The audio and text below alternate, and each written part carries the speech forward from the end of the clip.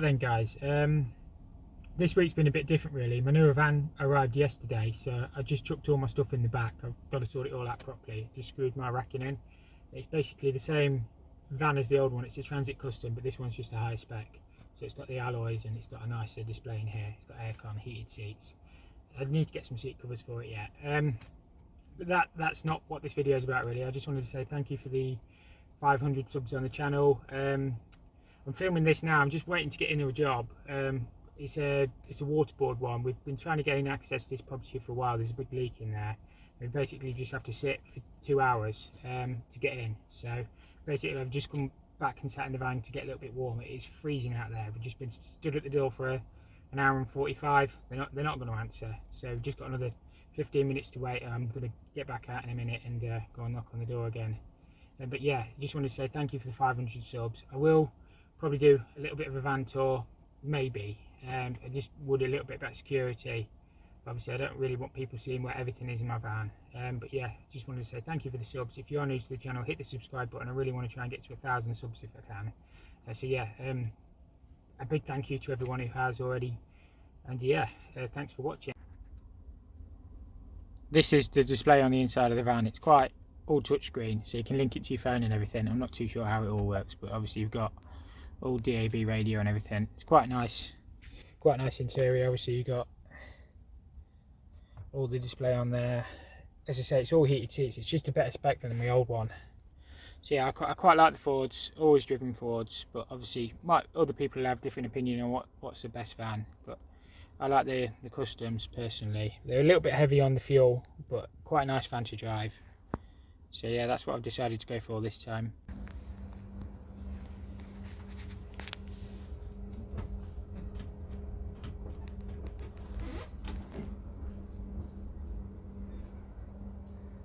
That don't look too good to me.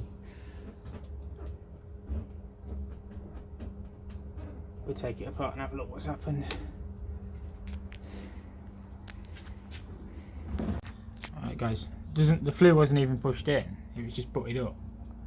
I mean, it's dripping out there. It looks to have a decent enough fall on it, but I mean really all that should be dropping back into the boiler.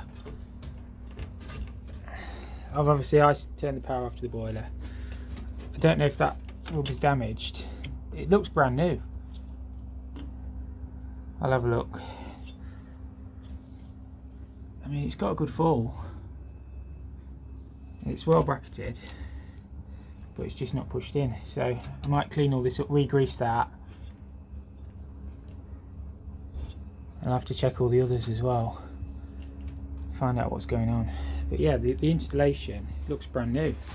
We've obviously had, assuming that's a plate heat exchanger in there. You've got two ideal Evo Maxes on the wall. They'll probably be 40, well, I think they're 40 kilowatt each, them ones. I do have my commercial gas ticket. The flues look fine. It's just that's not even pushed in. Look at the stains of it. I'll have to sort it all out. Another bracket on there wouldn't have gone amiss. Look at it. We'll sort it. But I've got that all fixed. I've just fired the boiler back up. I'm going to do the safety checks on it. I'm just going to put the analyzer in. But the old printouts there that somebody's done. So the boilers don't look particularly old. I think it just, I don't know how it had come apart or whether it won't put in properly. But I've managed to get it back in. I've just greased up the rubber. There was nothing wrong with the rubber. It just wasn't fitted properly. I mean, the flue is all secure. I just need to get some instructions to make sure this don't need screws in.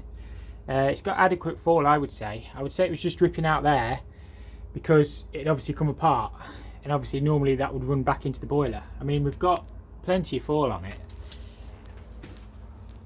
right the way through. So I'm not too sure why that's come apart. I can't imagine it's been knocked. I would say it's never been put in properly in the first place. So yeah, I've greased it up. I'm just going to get some instructions up and make sure we don't need any more clips, not clips, screws in the flue. Other than that, once I've done my safety checks, I think I'll be happy. The flue is all sealed on the inside and the out. It's well supported. So I'm not too sure how that's happened. Obviously it's not leaking now, but I'm just going to do my safety checks, find out if you need any additional screws from the manufacturer's instructions, and then we should be good.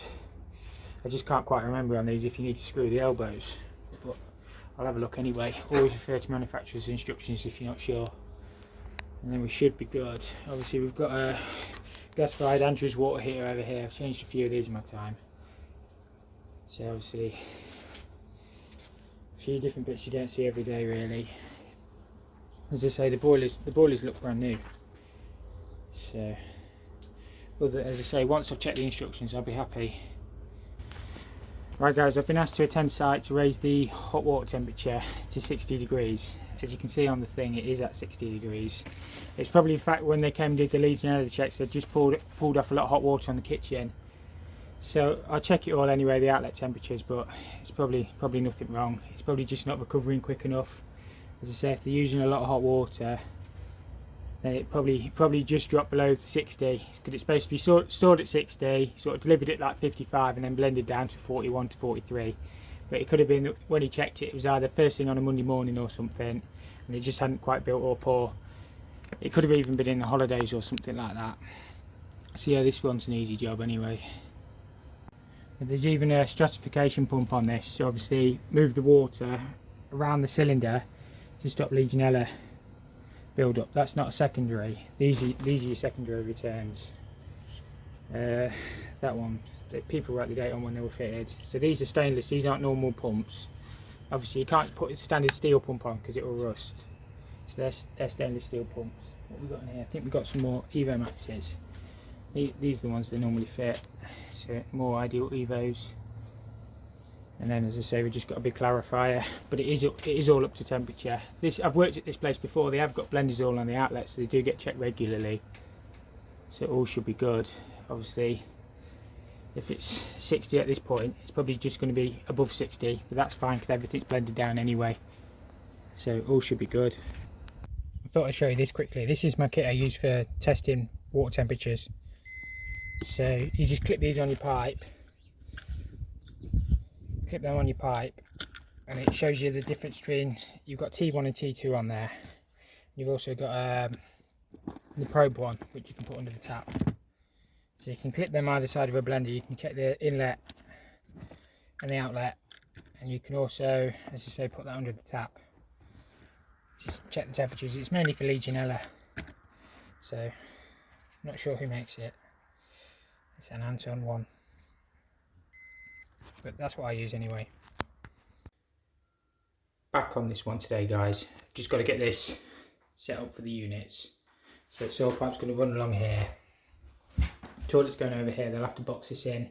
We need to put a boss here somewhere for the basin, and then just alter these feeds, so there'll be like 6-inch plinths. So just bring these up behind, bring them out centre, and just get this cracked in so they can get the units all fitted. Then obviously they'll have to alter the units to suit the soil pipe, but there's nothing I can do about that. I can't get that any lower, so that is where it is. So we'll get that in and we'll try and get some shots.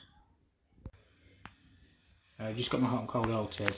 That pipe's damaged, but it's being cut back anyway. I'll cut it back and cap it. So I just got this to run across.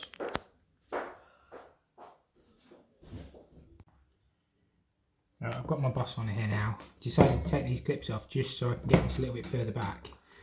See, we've got adequate fall on the soil pipe, and it's plenty low enough. I want to keep it as low as I can to try and keep it under the plinths. But if I can't, I can't. So I say I'll strap all this back. I've got some strap in, and then the waste pipe will just have to come up and then out. But that's the best I can do, because, and then the joiners will have to get over it with the units. That's the only way I could do it. Right, I've got all this in now. That's the best I can do with this. Sometimes you can only do your best. It's all strapped up nice and solid. We just have to get over it with the units. But obviously we've got a waste pipe, hot and cold. That'll alter when we know what unit we've got. As I say, normally you get a 6-inch plinth, so we're going to have to put a false back in the unit or something. But that is what it is.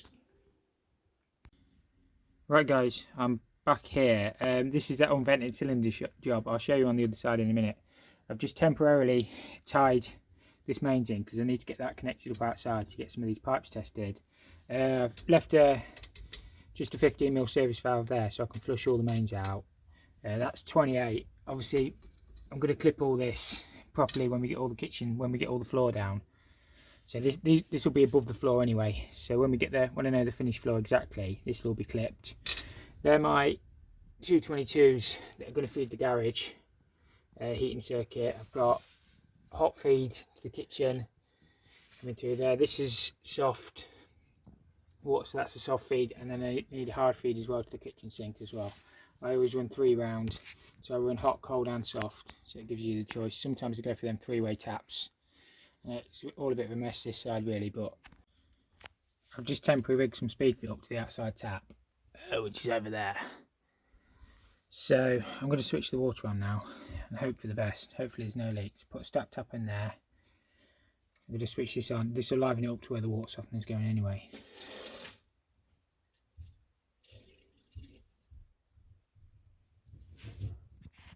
Touch wood, there's no leaks. I've got my cold oil filled up now. It's always a stressful moment for a plumber. I've just been round opening all the cold service valves to make sure I've got cold on the right. I've got one basin up there completely done, so I'm going to turn the hot on. Just let it fill the cylinder slowly. What I'll do is I'll crack that as well. You know when it fills then.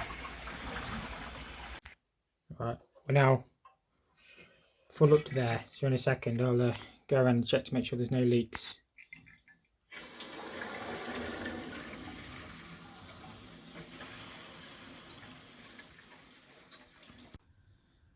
So on this side I've got all my discharge done on the unvented cylinder. I've just run it into a HEPVO trap. It is temperature waste pipe. It is all clipped. So I've got minimum of 300 here and a maximum of 500 or 600. It's debatable whether it's 500 or 600, but it's well within anyway.